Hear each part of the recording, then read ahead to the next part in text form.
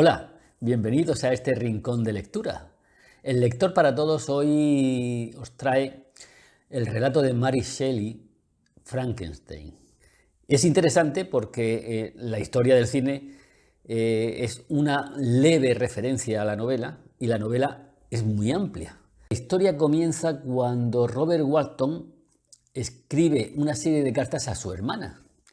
Robert Walton es un personaje ficticio que inicia una expedición hacia el Polo Norte con la finalidad de investigar y dar más datos sobre el magnetismo de los polos, el magnetismo de la Tierra.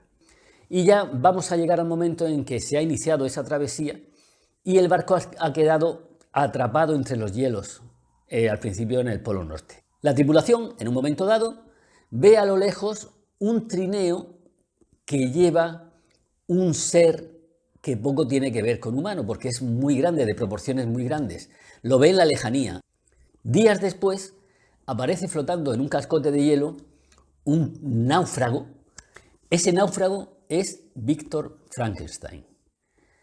Al principio se niega a hablar, no quiere, pero poco a poco, conforme va cogiendo confianza con este hombre, con Robert Walton, empieza a decirle y contarle su historia.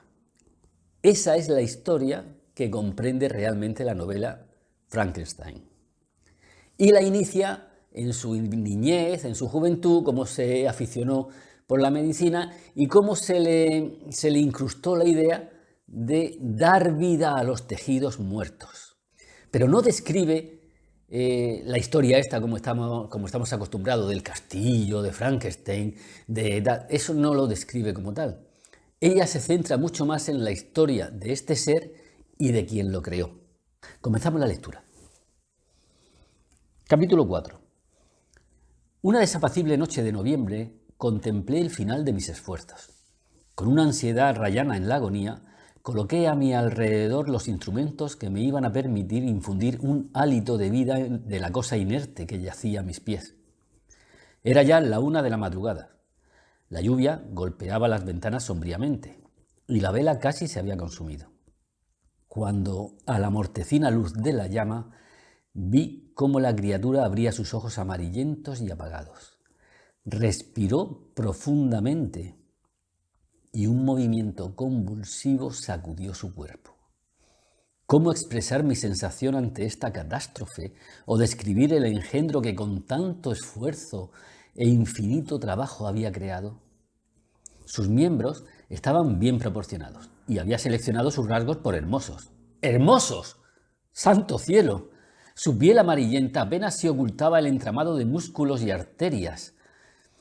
Tenía el pelo negro, largo, lustroso, los dientes blanquísimos. Pero todo ello no hacía más que resaltar el horrible contraste con sus ojos acuosos, que parecían casi del mismo color que las pálidas órbitas en las que se hundían, el rostro arrugado y los finos y negruzcos labios. Las alteraciones de la vida no son ni mucho menos tantas como la de los sentimientos humanos. Durante casi 2 años había trabajado infatigablemente con el único propósito de infundir vida en un cuerpo inerte. Para ello me había privado de descanso y de salud. Lo había deseado con un fervor que sobrepasaba con mucho la moderación. Pero ahora que lo había conseguido, la hermosura del sueño se desvanecía y la repugnancia y el horror me embargaban. Incapaz de soportar la visión del ser que había creado, salí precipitadamente de la estancia. Ya en mi dormitorio, paseé por la habitación sin lograr conciliar el sueño. Finalmente el cansancio se impuso a mi agitación y vestido me eché sobre la cama en el intento de encontrar algunos momentos de olvido. Mas fue en vano. Pude dormir, pero tuve horribles pesadillas. Después de esto me desperté horrorizado. Un sudor frío me bañaba la frente, me castañeaban los dientes y movimientos convulsivos me sacudían los miembros. A la pálida y amarillenta luz de la luna que se filtraba por entre las contraventanas, vi al engendro, al monstruo miserable que había creado. Tenía levantada la cortina de la cama y sus ojos, si así podían llamarse, me miraban fijamente. Entreabrió la mandíbula y murmuró unos sonidos ininteligibles. a la vez que una mueca arrugaba sus mejillas. Puede que hablara, pero no lo oí. Tendía hacia mí una mano, como si intentara detenerme, pero esquivándola me precipité escaleras abajo. Me refugié en el patio de la casa, donde permanecí el resto de la noche, paseando arriba y abajo, profundamente agitado, escuchando con atención, temiendo cada ruido como si fuera a anunciarme la llegada del cadáver demoníaco al que tan fatalmente había dado vida. Ay, ningún mortal podría soportar el horror que inspiraba aquel rostro. Ni una momia reanimada podría ser tan espantosa como aquel engendro. Lo había observado cuando aún estaba incompleto, y ya entonces era repugnante. Pero cuando sus músculos y articulaciones tuvieron movimiento, se convirtió en algo que ni siquiera Dante hubiera podido describir. Víctor Frankenstein recibe una carta de su padre en la que le notifica, desgraciadamente, la muerte de su hermano pequeño, un chaval, un niño de poca edad, que desapareció mientras paseaban por el campo, no volviéndolo a ver y encontrándolo al día siguiente con las huellas de las manos de su asesino en el cuello. Creen que ha muerto porque le han robado. Víctor Frankenstein, totalmente desolado, vuelve a Ginebra, a su lugar de nacimiento, donde está su familia, y va al entierro. Junté las manos y exclamé: William, mi querido hermano, este es tu funeral, esta es tu endecha. Apenas había pronunciado estas palabras cuando divisé en la oscuridad una figura que emergía subrepticiamente de un bosquecillo cercano. Me quedé inmóvil, mirándola fijamente. No había duda. Un relámpago la iluminó y me descubrió sus rasgos en la claridad. La gigantesca estatura y su aspecto deformado, más horrendo que nada de lo que existe en la humanidad, me demostraron de inmediato que era el engendro, el repulsivo demonio al que había dotado de vida. ¿Qué hacía allí? ¿Sería acaso, me estremecía solo de pensarlo, el asesino de mi hermano? No bien me hube formulado la pregunta cuando llegó la respuesta con claridad. La figura pasó velozmente por delante de mí y se perdió en la oscuridad. Nada con la forma de un humano hubiera podido dañar a un niño. Él era el asesino. No había duda. Pensé en perseguir a aquel demonio, pero hubiera sido en vano, pues el siguiente relámpago me lo descubrió trepando por las rocas de la abrupta ladera del monte. Rápidamente escaló la cima y desapareció. Permanecí inmóvil. La tormenta cesó, pero la lluvia continuaba y todo estaba envuelto en tinieblas. Repasé los sucesos que hasta el momento me había tratado de olvidar. Todos los pasos que di hasta la creación. El fruto de mis propias manos, vivo junto a mi cama. Su huida. Habían transcurrido ya casi 2 años desde la noche en que le había dado vida. ¿Era este su primer crimen? Dios mío. Había lanzado al mundo un engendro depravado, que se deleitaba causando males y desgracias. ¿No era la muerte de mi hermano prueba de ello? Nadie puede concebir la angustia que sufrí durante el resto de la noche, que pasé, frío y mojado, a la intemperie. Mas no notaba la inclemencia del tiempo. Tenía la imaginación asaltada por escenas de horror y desesperación. Consideraba a este ser con el que había afligido a la humanidad, este ser dotado de voluntad y poder para cometer horrendos crímenes, como el que acababa de realizar, como mi propio vampiro, mi propia alma escapada de la tumba, destinada a destruir todo lo que me era querido. Y después resulta que estando allí en casa de su padre, pues un día decide subir la montaña, una montaña que describe que está cercana al Mont Blanc, y se acerca al glaciar que hay allí y va recobrando ese ánimo al ver la naturaleza. Y ahora, en ese momento, ocurre un suceso. Ocurrió que vi en la distancia la figura de un hombre que avanzaba hacia mí a velocidad sobrehumana, saltando sobre las grietas del hielo por las que yo había caminado con mucha cautela. A medida que se acercaba, su estatura parecía sobrepasar la de un hombre. Temblé, se me nubló la vista y me sentí desfallecer. Pero el frío aire de las montañas pronto me reanimó. Se acercó. Su rostro reflejaba una mezcla de amargura, desdén y maldad, y su diabólica fealdad hacían imposible mirarlo. ¡Demonio! ¿Osas acercarte? ¿No temes que desate sobre ti mi terrible venganza? Aléjate, insecto despreciable. Mas no, detente. Quisiera pisotearte hasta convertirte en polvo si con ello, con la abolición de tu miserable existencia, pudiera devolverles la vida a aquellos que tan diabólicamente has asesinado. Esperaba este recibimiento, dijo el demoníaco ser. Todos los hombres odian a los desgraciados. ¿Cuánto pues se me debe odiar a mí, que soy el más infeliz de los seres vivientes? Sin embargo, vos, creador mío, me detestáis y me despreciáis a mí, vuestra criatura, a quien estáis unido por lazos que solo la aniquilación de uno de nosotros romperá. Os proponéis matarme. ¿Cómo os atrevéis a jugar así con la vida? Cumplid vuestras obligaciones para conmigo, y yo cumpliré las mías para con vos y el resto de la humanidad. Si aceptáis mis condiciones, os dejaré a vos y a ellos. Pero si rehusáis, llenaré hasta saciarlo el buche de la muerte con la sangre de tus amigos. Aborrecible monstruo, demonio infame, los tormentos del infierno son un castigo demasiado suave para tus crímenes. Diablo inmundo, me reprochas haberte creado. Acércate y déjame apagar la llama que con tanta imprudencia encendí. Mi cólera no tenía límites. Salté sobre él, impulsado por todo lo que puede inducir a un ser a matar a otro. Me esquivó fácilmente y me dijo: «Serenaos, serenaos, os ruego me escuchéis antes de dar rienda suelta a vuestro odio. ¿Acaso no he sufrido bastante que buscáis aumentar mi miseria? Amo la vida, aunque solo sea una sucesión de angustias, y la defenderé. Recordad, me habéis hecho más fuerte que vos. Mi estatura es superior y mis miembros más vigorosos. Pero no me dejaré arrastrar a la lucha contra vos. Soy vuestra obra, y seré dócil y sumiso para con quien mi rey y señor, pues lo sois por ley natural, me creó. Pero debéis asumir vuestros deberes, los cuales me adeudáis. Oh, Frankenstein, no seáis ecuánime con todos los demás y os ensañéis conmigo solo, que soy el que más merece vuestra justicia e incluso vuestra clemencia y afecto. Recordad que soy vuestra criatura.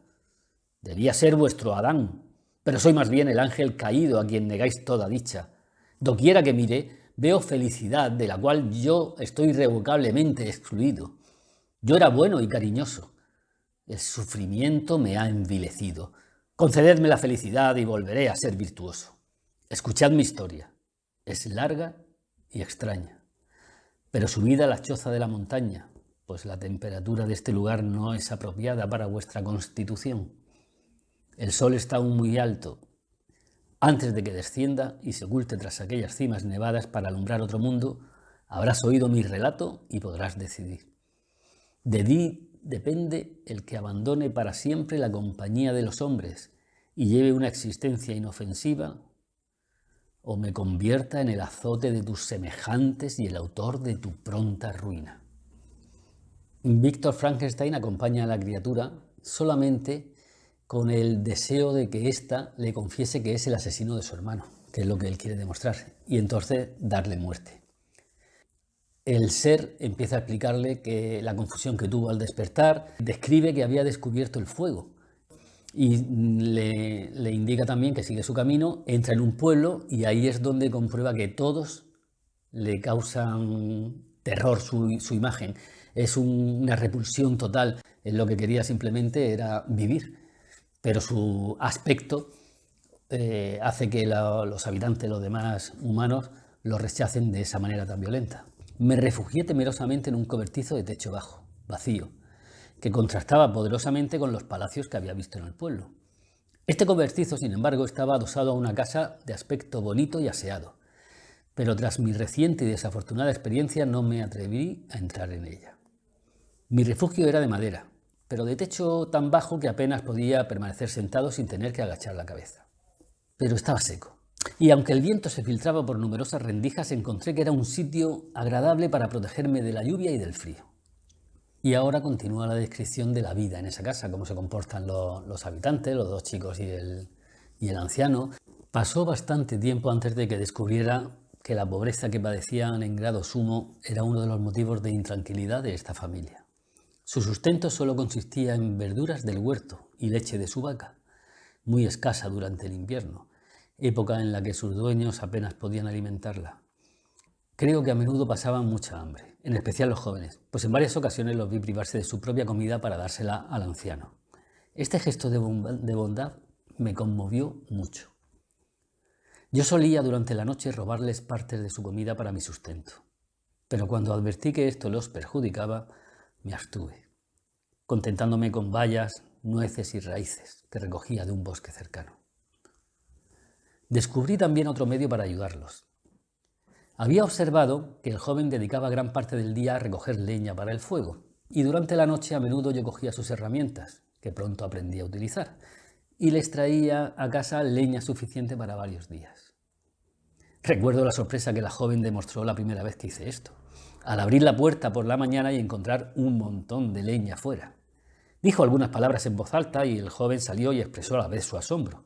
Observé con alegría que aquel día no fue al bosque y lo pasó reparando la casa y cultivando el jardín. Poco a poco hice un descubrimiento de aún mayor importancia. Me di cuenta de que aquellos seres tenían un modo de comunicarse sus experiencias y sentimientos por medio de sonidos articulados. Observé que las palabras que utilizaban producían en los rostros de los oyentes alegría o dolor, sonrisas o tristeza. Esta sí que era una ciencia sobrehumana y deseaba familiarizarme con ella. Pero todos mis intentos a este respecto eran infructuosos.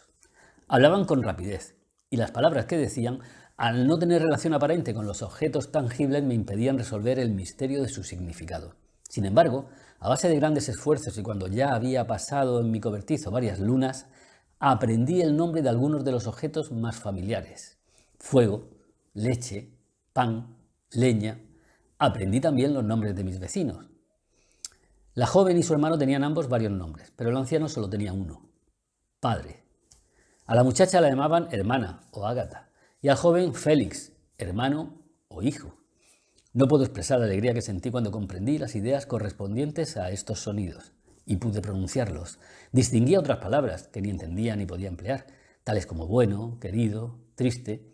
Yo estaba en un mar de confusión. Y llega el momento en que el ser se cree capacitado para entablar conversación, para presentarse ante la familia, pero decide que sea solamente ante el anciano, puesto que es ciego, y lo relata de la siguiente manera. Tenía la suficiente astucia como para saber que la fealdad anormal de mi persona era lo que principalmente desencadenaba el horror en aquellos que me contemplaban. Mi voz, aunque ruda, no tenía nada de terrible. Cuando los jóvenes se hubieron marchado, cogió la guitarra y tocó algunas melancólicas pero dulces tonadillas. Mi corazón latía con violencia. Había llegado el momento de mi prueba, el momento que afianzaría mis esperanzas o confirmaría mis temores. Llamé. ¿Quién es?, preguntó el anciano. Adelante. Entré. Perdóneme usted, dije. Soy un viajero en busca de un poco de reposo. Me haría un gran favor si me permitiera disfrutar de fuego unos minutos. Pase, pase, y veré a ver cómo puedo atender sus necesidades. Desgraciadamente mis hijos no están en casa y como soy ciego, temo que me será difícil procurarle algo de comer. No se preocupe, buen hombre, tengo comida. No es necesario más que calor y un poco de descanso. Soy una criatura desamparada y sola. Miro a mi alrededor y no encuentro bajo la capa del cielo amigo o pariente alguno. No desespere. Cierto es que una desgracia es hallarse sin amigos, pero el corazón de los hombres, cuando el egoísmo no los ciega, está repleto de amor. En aquel momento oí los pasos de mis jóvenes protectores. No tenía un segundo que perder y cogiendo la mano del anciano grité: «Ha llegado el momento. Sálveme, sálveme y protéjame. Usted y su familia son los amigos que busco. No me abandonen en el momento decisivo». «Dios mío», dijo el anciano, «¿quién es usted?». En aquel instante se abrió la puerta de la casa y entraron Félix, Safe y Ágata. ¿Quién podría describir su horror y desesperación al verme? Ágata perdió el conocimiento y Safi, demasiado impresionada para poder auxiliar a su amiga, salió de la casa corriendo. Félix se abalanzó sobre mí y con una fuerza sobrenatural me arrancó del lado de su padre, cuyas rodillas yo abrazaba. Loco de ira, me arrojó al suelo y me azotó violentamente con un palo. Podía haberlo destrozado miembro a miembro con la misma facilidad que el león despedaza a un antílope. Pero el corazón se me encogió con una terrible amargura y me contuve. Vi cómo Félix se disponía a golpearme de nuevo, cuando, vencido por el dolor y la angustia, abandoné la casa y al amparo de la confusión general, entré en el cobertizo sin que me vieran. Maldito, maldito creador, ¿por qué tuve que vivir? ¿Por qué no apagué en ese instante la llama de vida que tú tan inconscientemente habías encendido? No lo sé. Aún no se había apoderado de mí la desesperación. Experimentaba solo sentimientos de ira y venganza. Con gusto hubiera destruido la casa y sus habitantes, y sus alaridos y su desgracia me hubieran saciado. Cuando cayó la noche, salí de mi refugio y vagué por el bosque. Y ahora que ya no me frenaba el miedo a que me descubrieran, di rienda suelta a mi dolor, prorrumpiendo en espantosos aullidos. Era como un animal salvaje que hubiera roto sus ataduras. Destrozaba todo lo que se cruzaba en mi camino, adentrándome en el bosque con ligereza de un ciervo. ¡Qué noche más espantosa pasé! Y ahora este ser le cuenta a Víctor Frankenstein cómo inició su errática vida y cómo le entró en la mente la idea de buscarlo a él, porque él había sido su creador y él era quien tenía que responder. Y su única idea es encontrar a su creador. Y entre tanto hay un capítulo que el cine bien nos ha reflejado, que es el encuentro. Lo vamos a leer. Seguí avanzando por las caprichosas sendas del bosque hasta que llegué a un profundo y caudaloso río que lo bordeaba y hacia el que varios árboles inclinaban sus ramas llenas de verdes brotes. Aquí me detuve, dudando sobre el camino que debía seguir, cuando el murmullo de unas voces me impulsó a ocultarme en la sombra de un ciprés.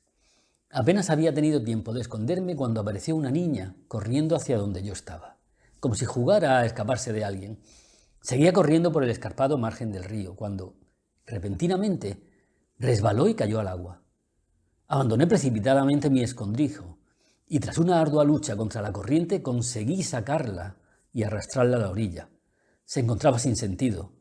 Yo intentaba por todos los medios hacerla volver en sí, cuando me interrumpió la llegada de un campesino. Al verme, se lanzó sobre mí y arrancándome a la pequeña de los brazos se encaminó con rapidez hacia la parte más espesa del bosque. Sin saber por qué, lo seguí velozmente, pero cuando el hombre vio que me acercaba, me apuntó con una escopeta que llevaba y disparó. Caí al suelo mientras él, con renovada celeridad, se adentró en el bosque. Esta era, pues, la recompensa de mi bondad. Había salvado de la destrucción a un ser humano, en premio a lo cual ahora me retorcía de dolor de una herida que me había astillado el hueso. Los sentimientos de bondad y afecto que experimenté pocos minutos antes se transformaron en diabólica furia y rechinar de dientes. Torturado por el daño, juré odio y venganza eterna a toda la humanidad, pero el dolor me vencía. Sentí como se me paraba el pulso y perdí el conocimiento.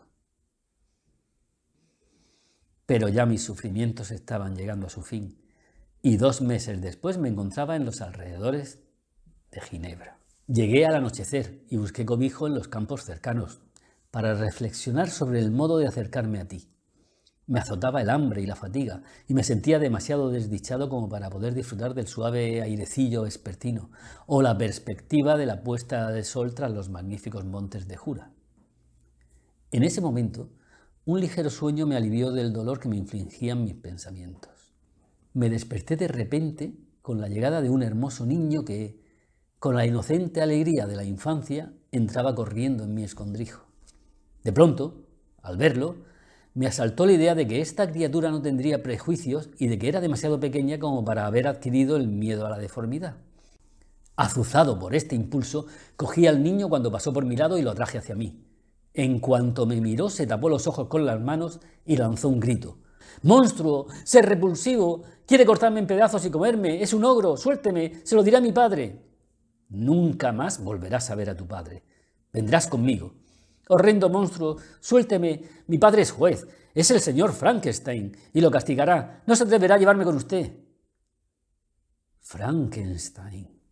Perteneces a mi enemigo, a aquel a quien he jurado vengarme.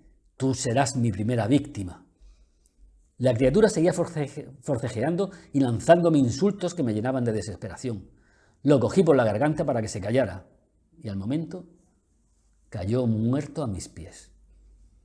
Contemplé mi víctima y mi corazón se hinchó de exultación y diabólico triunfo. Mientras miraba a la criatura, vi un objeto que le brillaba sobre el pecho. Lo cogí. Era el retrato de una hermosísima mujer. Y así es como la criatura le explica a Víctor Frankenstein que él ha sido el autor material de la muerte de su hermano. Y le cuenta también que al ver la joya que llevaba en el cuello, que era una foto de una mujer, de su madre evidentemente, pues la roba, se la quita y en ese mismo momento es cuando pasaba la chica que fue condenada por el asesinato, pasaba por ese sitio. Y él disimuladamente y sin que ella se diera cuenta se lo puso en el bolsillo. De ahí que encontraran la prueba y culparan a esta chica. Y en ese momento la criatura le hace una petición insólita. Le pide y le exige crear una mujer para él. Hazme feliz. Dame la oportunidad de tener que agradecer un acto bueno para conmigo. Déjame comprobar que inspiro la simpatía de algún ser humano. No me niegues lo que te pido. Es justo que yo tenga una compañera. Me convenció. Sentía escalofríos al pensar en las posibles consecuencias que se derivarían si accedía a su petición. Pero pensaba que su argumento no estaba del todo falto de justicia. Su narración y los sentimientos que ahora expresaba demostraban que era una criatura de sentimientos elevados, y no le debía yo, como su creador, toda la felicidad que pudiera proporcionarle. Él advirtió el cambio que experimentaban mis sentimientos y continuó: si accedes, ni tú ni ningún otro ser humano nos volverá a ver. Me iré a las enormes llanuras de Sudamérica. Mi alimento no es el mismo que el del hombre. Yo no destruyo al cordero o a la cabritilla para saciar mi hambre. Las bayas y las bellotas son suficiente alimento para mí. Mi compañera será idéntica a mí y sabrá contentarse con mi misma suerte. Reflexioné un rato sobre todo lo que me había dicho y sobre los diversos argumentos que había esgrimido. Pensé en la actitud prometedora de la que había dado muestras al comienzo de su existencia. Accedo a la petición, bajo la solemne promesa de que abandonarás para siempre Europa y de que evitarás cualquier otro lugar que el hombre frecuente, en cuanto te entregue la compañera que habrá de seguirte al exilio. Lo juro por el sol y por el cielo azul, que si escuchas mis súplicas jamás me volverás a ver mientras ellos existan. Parte ya hacia tu casa y comienza tu labor.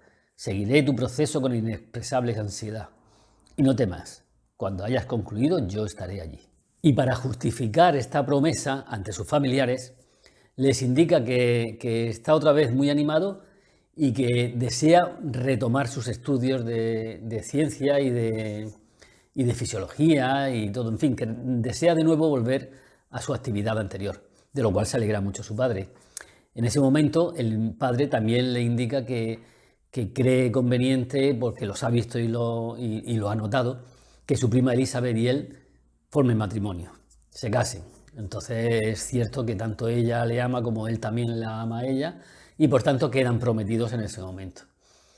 Él, antes de la boda, decide hacer un largo viaje y para volver otra vez a sus estudios, para retomar otra vez todo lo que tenía en mente, sin decir, por supuesto, que va a hacer lo mismo que hizo, crear una criatura del tejido inerte. Entonces también decide irse a Europa y llama a su amigo Clerval y entre los dos forman un dúo fabuloso para ir de viaje. En ese viaje, por toda Europa y durante casi un año, consigue animarse, consigue, digamos, olvidarse un poquito de todos los males que tiene, hasta que llega un momento en que cree que ya debe de empezar la creación de la criatura. Sabe que la otra criatura le está persiguiendo, sabe que lo controla, y llega un momento ya en que despide a su amigo Clerval y él decide irse a Escocia, a las Islas Orcadas, que son unas islitas casi deshabitadas, ¿no? Apenas unas aldeas de pescadores. Allí coge una cabaña, instala su laboratorio y comienza a crear la criatura. Pero llegando el momento en que casi tiene que culminar la obra, empieza a razonar y llega a la conclusión de que dos seres malvados serían la destrucción, pero que eso también podría provocar que de esa unión de dos seres malvados nacieran los hijos. En esos pensamientos decide destruir la criatura que estaba a punto de dar vida. Y lo hace. Ya había ejecutado la acción de destruir la criatura.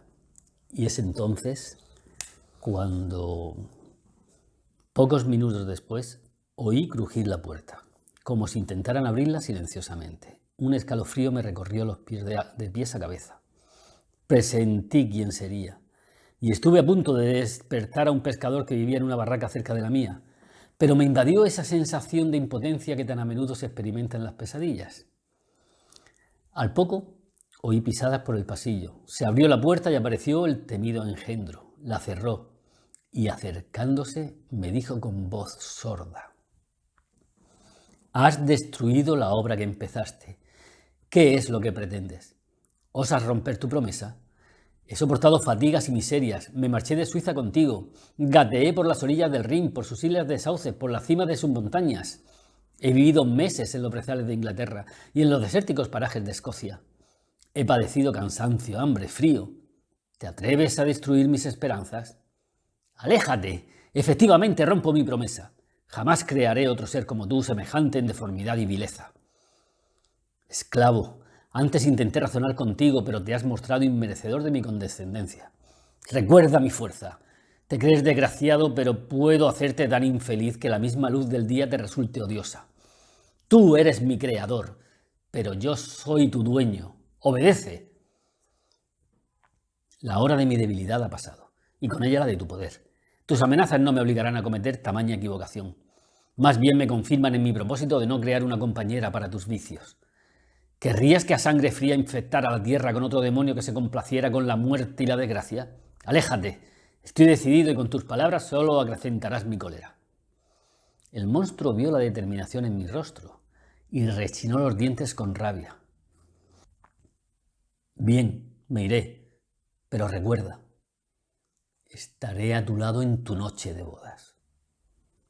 La criatura desaparece y Víctor Frankenstein decide ya destrozar el laboratorio y dejarlo todo. Coge una pequeña barca, pasa unas vicisitudes en el mar, se desorienta, cree que va a morir, pero llega a la costa y lo reciben como un asesino. Llega a la costa de Irlanda. Lo culpan de un asesinato y cuando llega a ver el cadáver es su gran amigo Henry Clerval. Ya sabe quién lo ha asesinado, pero él se sume en una depresión muy grande. Cuando ya está un poco recuperado es cuando lo enjuician. Resulta que al final comprueban que cuando se produjo el asesinato él estaba en las Islas Orcadas y por tanto lo liberan. A pesar de estar muy enfermo, regresa con su padre y están dispuestos a celebrar el matrimonio con Elizabeth, con su prima. Y así continúa, a pesar de que él tiene la tristeza encima porque sabe que en cuanto contraiga matrimonio el ser que él ha creado lo va a matar. Ya le dijo que iba a estar en su noche de bodas. Entonces, a pesar de todo, continúa por la felicidad de Elizabeth y llega el momento ya en que se han casado, han hecho la ceremonia, la celebración y llega la noche de bodas.